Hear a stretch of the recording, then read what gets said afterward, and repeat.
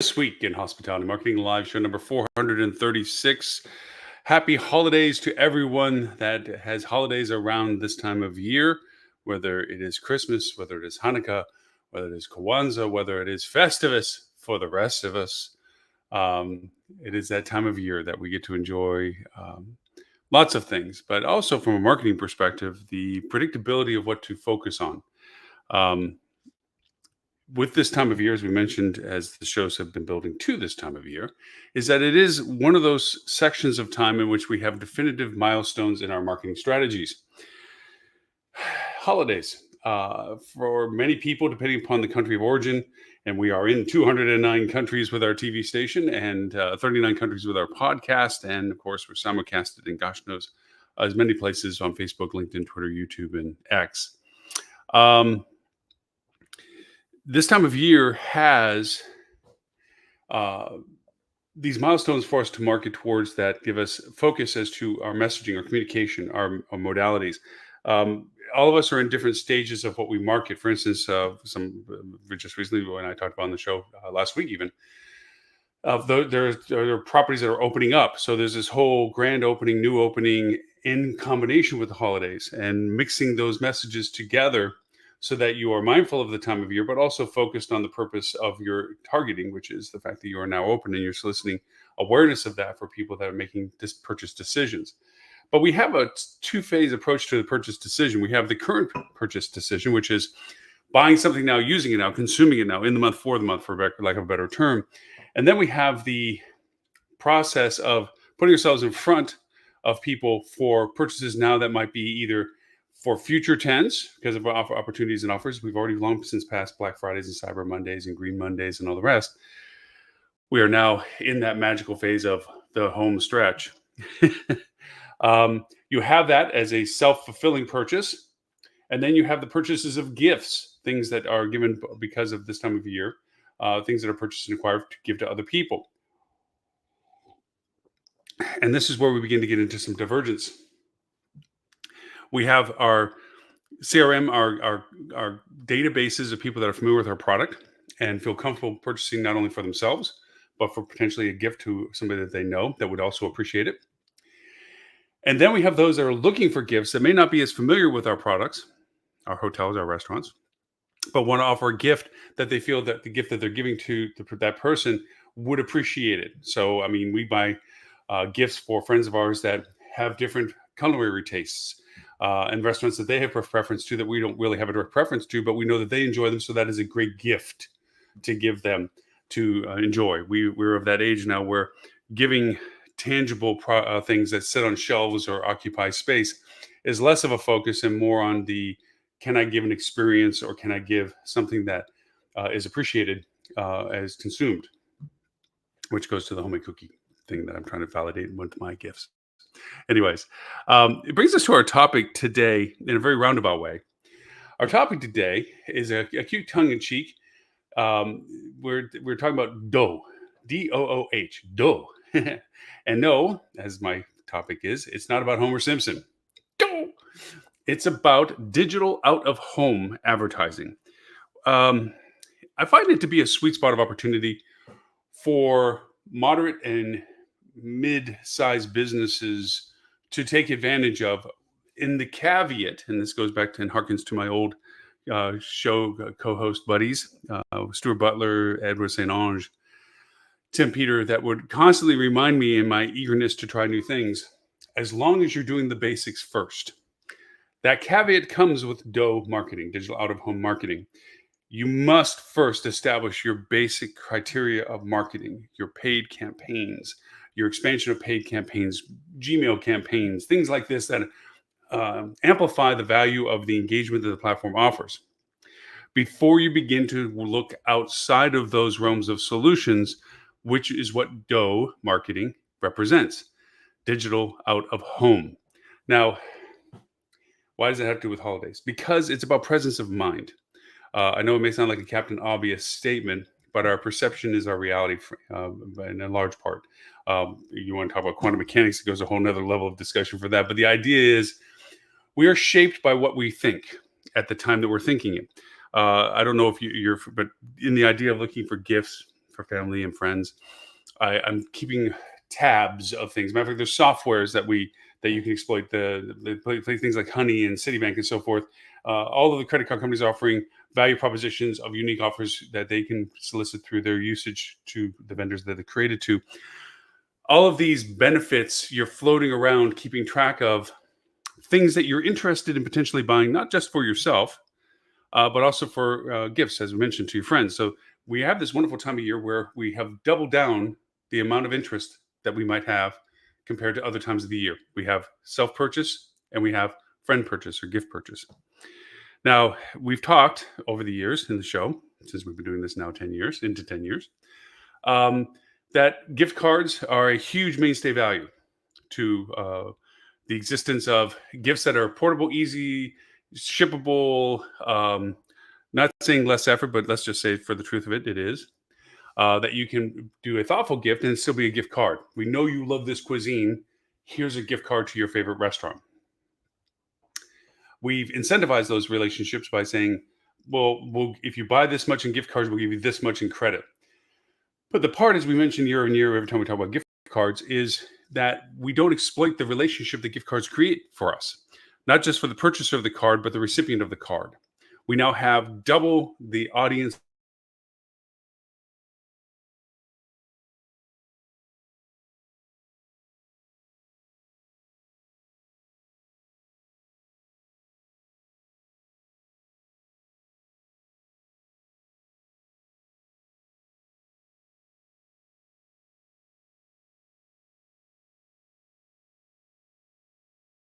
communications with them to keep them in transition them into, if they not are not already, but to solidify it if they are, a lifetime value relationship with them. Gift cards have all of those benefits. How does this relate to digital out of home? Digital out of home is the ability to keep front of mind. Now, first, let's kind of talk about what digital out of home represents. It's programmatic advertising, display advertising.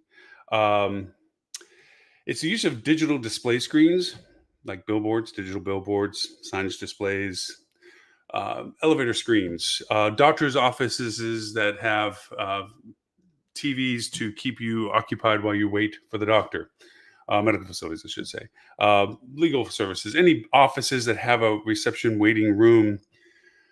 And as much as they try to offer their own content, a lot of times companies are very content deprived.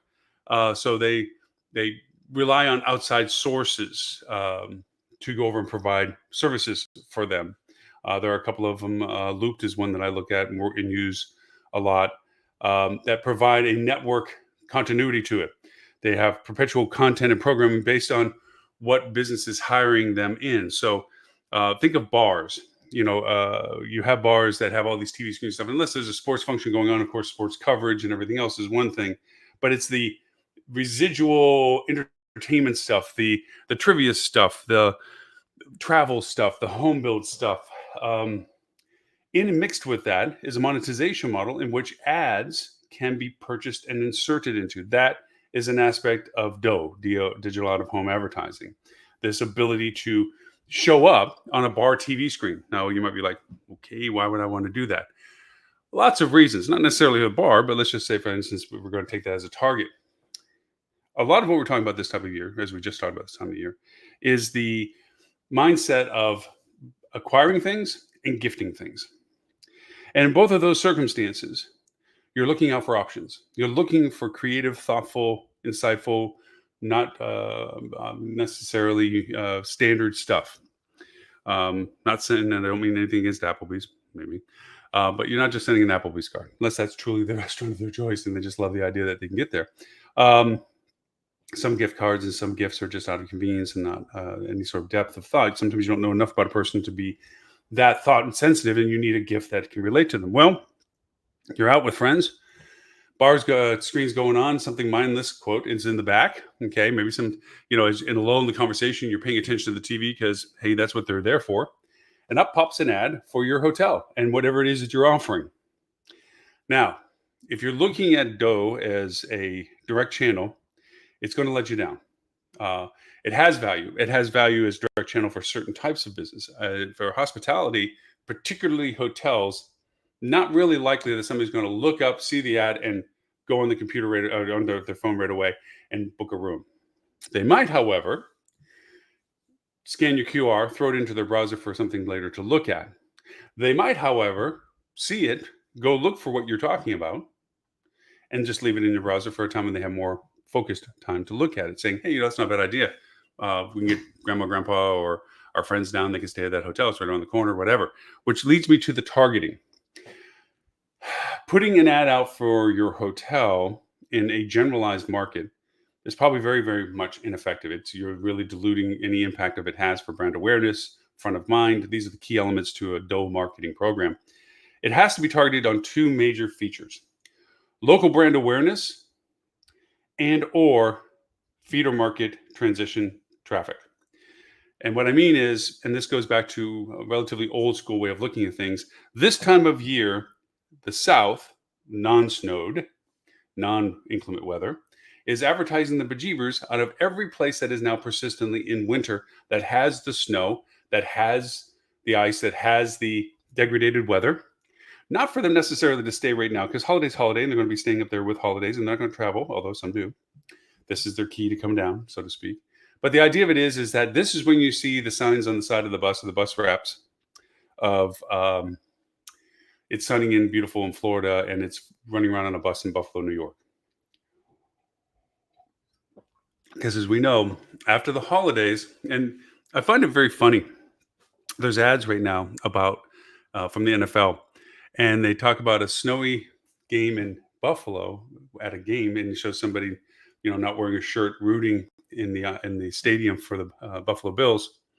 Is just a cold day in Buffalo without the game, and then it shows them standing in the same shirtless outfit at a bus stop, snowed and iced over in the darkness in Buffalo. And it really brings home the in a very clearer way, the imagery of what we mean by cold versus warm, and the idea that after the holidays, because this is the extension of this, that beautifulness of the winter, the newness of the winter settling in, the holiday spirit of what it means when the snow arrives and so forth, gets transitioned into the durability of living through those weather cycles without the joy of the holiday spirit.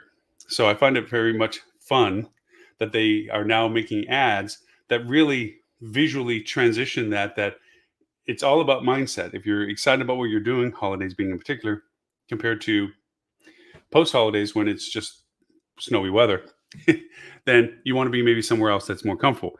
That being said, when you're doing gifts and so forth, giving a gift of a place that you know that they can stay to is very interesting. So here you are at a bar in Buffalo. TVs are up. It's warm. You're with friends. This is what you do. You go from place to place. You don't tend to be outside as much. Whoops, sorry. And up on the computer, or up on the TV, comes a quick ad about your beach resort in Florida with a QR code saying, we have great deals for people in Buffalo to fly down. Because there are direct flights and so forth. You do these in feeder markets. So your direct flights into your local airport, you should. And you do those as feeder market tags. Let's push it out there. And they're looking going, you know what? I hadn't really thought about it, but that really, let's see what kind of offer they have. And they might, again, scan the QR or go quickly to the short bit.ly that you have for them, the shortened URL, and save it for another time that they're going to go look at it. Maybe when they get back to, go to work and go in the office and they're on a bigger screen or something like that, or maybe at home. That's what the value of DOOH advertising is that digital out-of-home engagement. Same story, same circumstance at a doctor's office. Same story, same circumstance at office lobbies in general. These networks that provide these types of interconnected internet services for offices.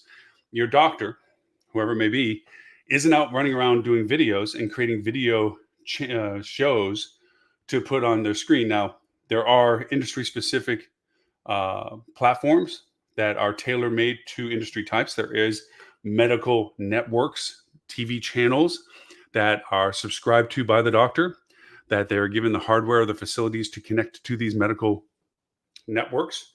And they are then given space in their TVs to go over and put their own ads in for what they do. So as even if you're in their office, You may become aware of something, other services or things that your doctor does that you weren't aware of. I've seen doctors use this exceptionally well for loyalty when it comes to their recommitment to the community. I've seen them show techniques and practices of what they're aware of that makes you feel good that your doctor's keeping on the front edge of whatever it is that they are skilled at. There's wonderful ways of doing this, and same too with restaurants, and same too with hotels. If you're showing active local information, if you're showing an awareness of things that you do well and present that, like you have a bartender that does an exceptionally excellent job of making certain drinks, or you have certain drink specials, or you have certain things that you do that are unique to your restaurant, and you feature them into this channel that you're feeding on your TVs, it re-solidifies the loyalty of the people that are there for you. I say that as the caveat for the restaurateurs that would use DOOH, their own self-advertising, their own spaces for their own programs, and also for their sharing in the area. Now, these restaurants, these businesses have the ability to opt out of allowing competitors to play on their TVs. I think it would be very poorly contrived that a restaurant doesn't regulate this. They buy a service like Looped, they put it in, and all of a sudden the restaurant across the street's ads pop up. Not a good thing. However, that same said restaurant might not block the nearby hotel. It's a commodity relationship. Hey, the hotel, if it's driving business, where people are thinking about bringing family in, and that's a hotel for them to stay at, it's good for them to be aware of it from being at my bar, because that means more people come into my market. That might be a way of looking at it. There might be a different line that hotel has a restaurant that they compete with, and they don't want that brand recognition. So it's very smart for people that have these systems to look at who they're allowing and not allowing to advertise onto their channels. They have a lot of control to it, but not complete control. It depends on the ads. It depends on the ads types. Now, then you're saying the second stage of this is, well, how do you create content for digital out of home? Sometimes it can be self-created. There is so much so many AI tools now that are out there that you can write a short line script as to what, beginning, middle, and end that you would want, and it will write and generate the visuals associated with the script that it writes. Is it great? No. Is it good? Sometimes. But it's a start point that you then can go in and just modify. Take some of your own pictures and replace them with the generated pictures or the royalty-free pictures that it had grabbed. Optimize it to what you want. Change the story and the text that you want. Change the fonts, change the colors, put your logo in, so forth and so on. Put a QR code if that's what you want to do, and the QR code goes to the offer or to the facilitation or whatever it is that the ad is representing. Learn from the platform as to how long these ads should be for what you're trying to share. The shorter often is better, unless there's a full story to tell. If you have to go through the process of identification, validation, and offer, meaning who am I, why should you care, and what am I giving you for it, then it might require a little bit more time. It's a little harder, because the fastest way to do that kind of progression of storyline is visualization. Visualization means that you have the succession of images and or it's easy to identify the purpose and the plot of what they're seeing, so you can get to the point of why you're showing it faster. Any great examples of this? Auto ads, high-end product ads, the Nikes, the Adidases of the world, Coca-Colas of the world, where they solicit engagement through an awareness of exactly what they're talking about for the purpose that they're talking, almost from the very moment you first see the first image. Why am I going around this in granularity with DOOH? Is because I want you to have a very real picture of what DOOH, digital out of home, represents. You are communicating in a very intimate, direct level. I know being in a bar with 1,000 people looking up at a screen is not necessarily intimate, but the messaging is. The messaging isn't through a cluster of people looking and evaluating what you're saying. The message is from a person looking at what you're saying and understanding the context and the meaning and the value of what you're spending money and time on and putting in front of them. So DOOH is not new. The D part is digital. Out of home advertising has been around. Probably it's actually one of the more old school logic things. The roadside billboards, the signs in front of the building. These are all out of home advertisements. These are all the things that get recognized when you're not on your computer looking at a label on a box or something. Digital is just the recent identification of it because of the variety of things that now can be done digitally. There is proximity ads that can go along, where because you are in a certain area This is an advertising function through Google. It's not. It's a kind of a. To me, I throw it into DOOH because it's digital out of home, but it's really targeted marketing that uses the medium of the fact that you're carrying around a very advanced computer called your phone. At least it started as a phone. And for that reason, it has a lot of shared information that I can use to target so that with you, if you're fitting the demographics of the targeting that I've created and you follow into a geo vicinity that I've designated to isolate you in that area, then you'll see through the mediums that you use advertisement. Facebook does this for me. Google does this for me. Bing does this for me. Other platforms do that for me. That's geo-targeting. That's proximity. That's geo-fencing. These are all the ways that you can identify people. If you went to a Barry Manilow concert and I have a restaurant that offers a type of cuisine and a type of environment that is comfortable for the demographics that are interested in Barry Manilow concerts, I want to target you if you're in proximity of my restaurant physically to solicit you to come into the restaurant. That's an aspect of targeted marketing. That same idea of identification is used in DOOH in the sense of the ads that get seen. There's been a lot of interesting, buzzworthy examples of advancing DOOH. Part of that is that signage at airports, signage at train stations, although in the US we have very little of those. Signage at subway stations and metros. How's that for the cities that have metros? Can be about knowing who is around the sign and aggregating what ad gets shown based on the consensus of the demographics that are known in that area. The buzzworthiness is that they were showing it on an individual basis, meaning that if I walked up to a sign, the sign would show ads that are related to my interests.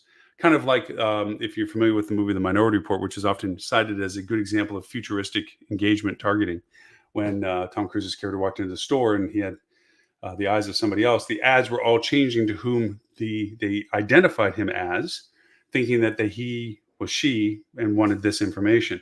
That kind of targeting is, I wouldn't say futuristic. It's very real. It's just not functional that every sign will change to every individual person that walks in front of it, because if you get a crowd of people in front of it, what's the sign to do, so to speak?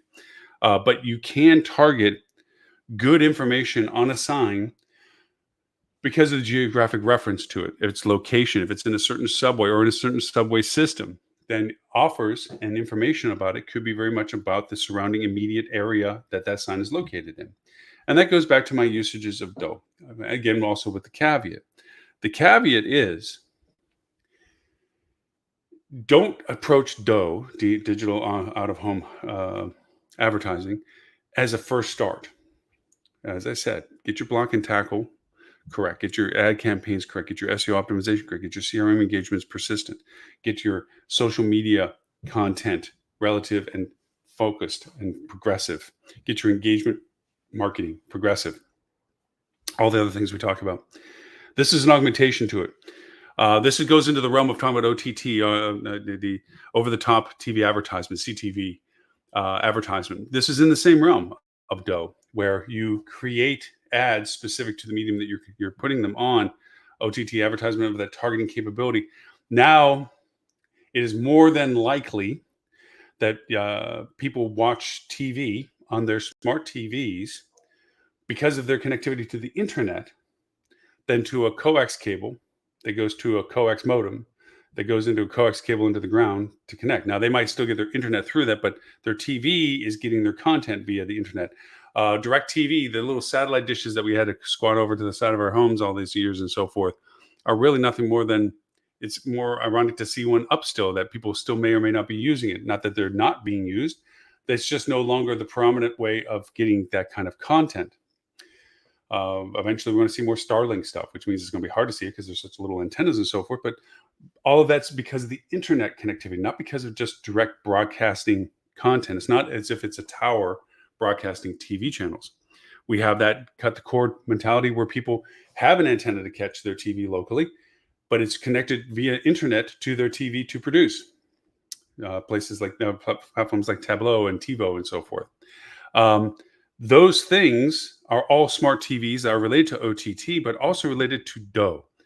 That ability to target based on the geography, demography, and behavioral characteristics that you're looking to identify allows for these things to happen.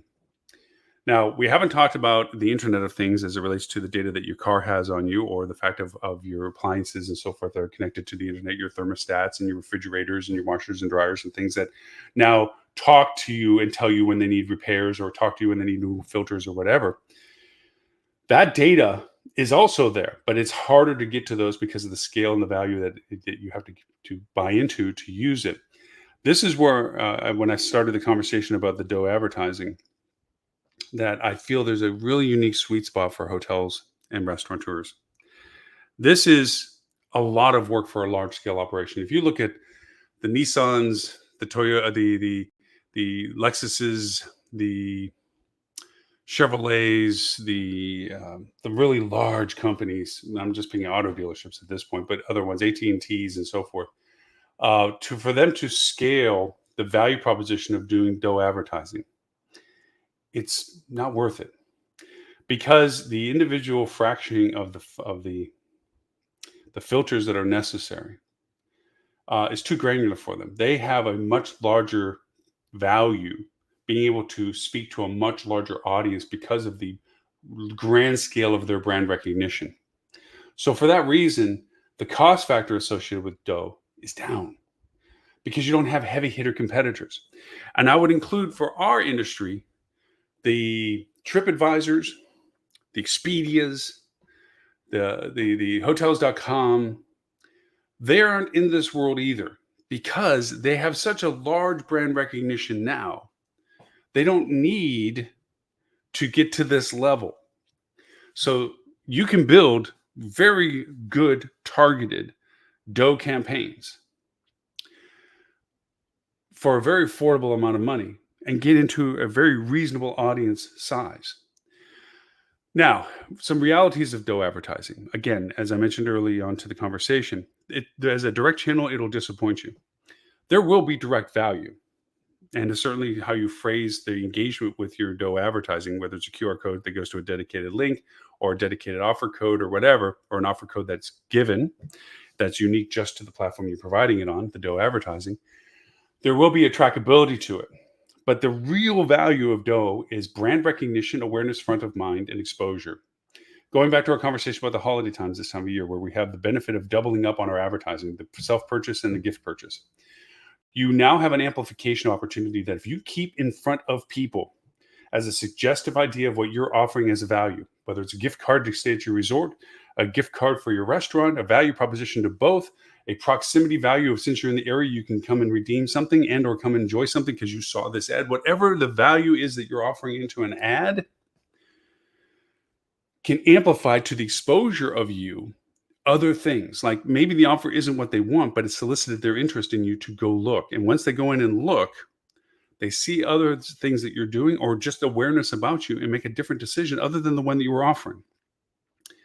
Good analytics tracking with the GA4 that tracks everything, but now you can isolate what it is you're looking at.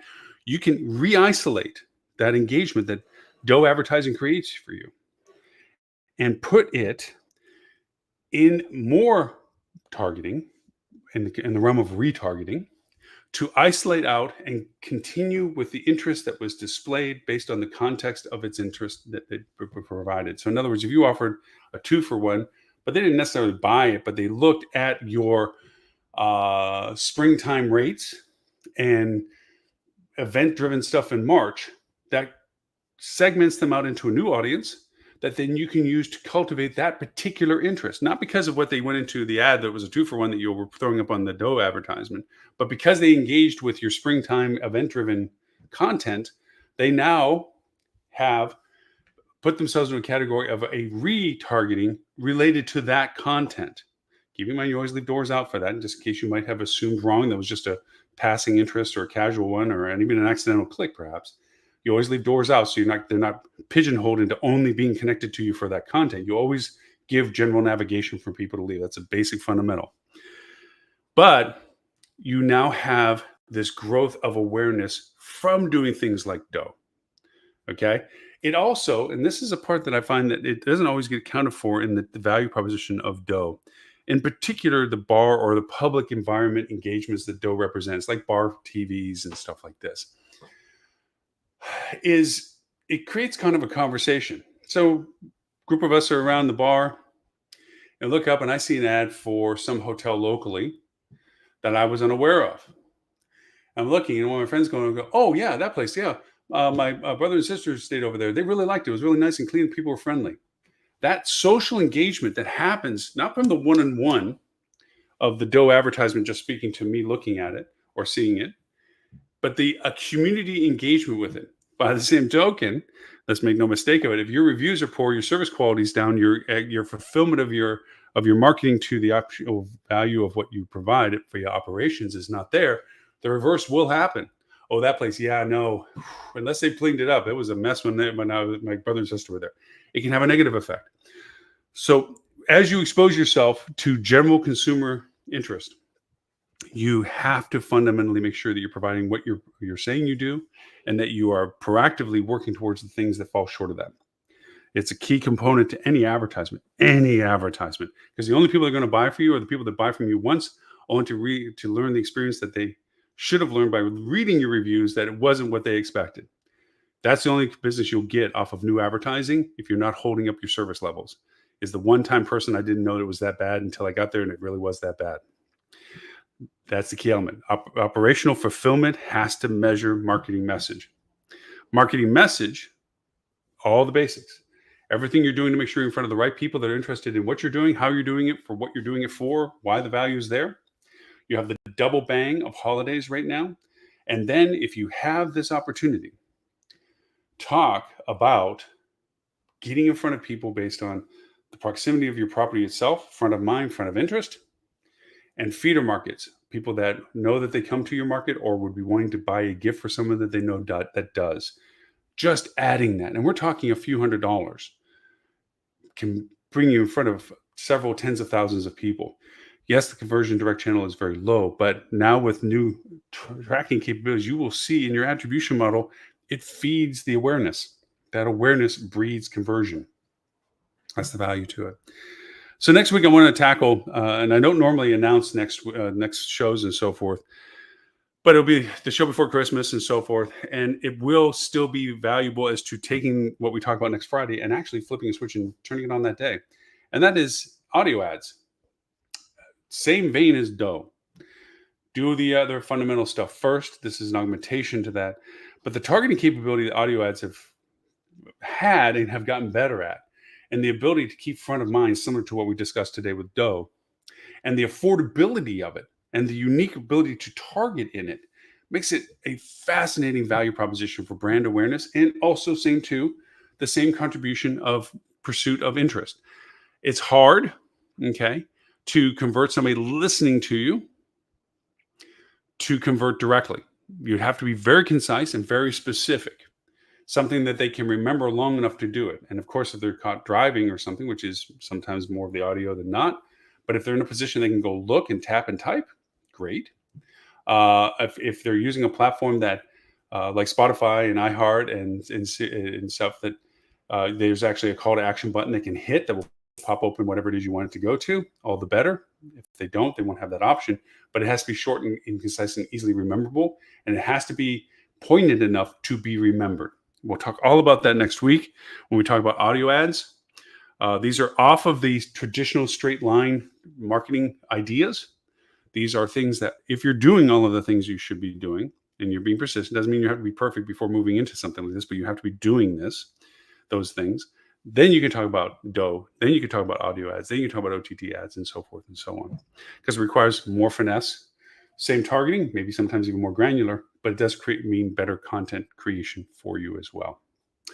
So with that, for everyone that watches us live, I look this way because I have a chat screen from all the platforms that we're on. We are on Facebook, several pages. Thanks to everyone for running us on their pages, associations and organizations and companies. Thank you for that. Content that they share to their teams and beyond. We're also on YouTube channels, same cluster of people and then some. We also are on X, which there's a few pages, rebroadcasts on that as well. Twitter, interesting platform for nowadays. Anyways, we are also on Twitch for those that use gaming consoles for the media engagements. We broadcast live on that as well. We also LinkedIn is directly on my profile on LinkedIn. They only allow one transmission per account, so it's on my profile. As I have thousands on that. Then for also that, we have our TV station. Our TV station, Hospitality Channel, can be found on Apple TV Plus, Amazon Prime, or Amazon TV on your Kindles and Fire Sticks and so forth. Google TV, you can find us there. You can find us on Roku. You can find us on any of your smart TVs, Samsung, LG, all of those are there. I feel like I'm missing one. Google, Amazon, Apple Prime. Anyways, we're on all of the smart TV channels. You can find us just for the Hospitality Channel. The show's always on the free side of the paywall. Paywall has additional industry-specific content for hospitality, product displays, how-tos, personal stories, things for restaurants, things for hotels. It's a fun channel, similar to Netflix. You pay monthly for as long as you are interested in the content. We always put new content up every month. We also have a hospitality marketing club for peer level engagement for those that do hospitality marketing as a business or as their job. We have a peer level people, so you can ask intelligent questions. This is for people that are trying to learn hospitality marketing from a zero level. This is people that are in the space doing it, and they have more advanced questions beyond the basics of what PPC stands for and so forth. If you go to hospitalitymarketing.club, there's a blank spot there, similar to like a Google screen. Put in your email, I send you a quiz, you pass the quiz, you join the club. Pretty simple. Our podcast and radio station. We have a podcast we do shortly after the show, a lot shorter, more specific to tools related to our content discussions. So we'll be talking about DOOH tools today and usages of creating things that it can be used for DOOH marketing and platforms that do DOOH marketing. And we review the show obviously a little bit, and it's much shorter, just purely audio. We're on 39 platforms with our podcast.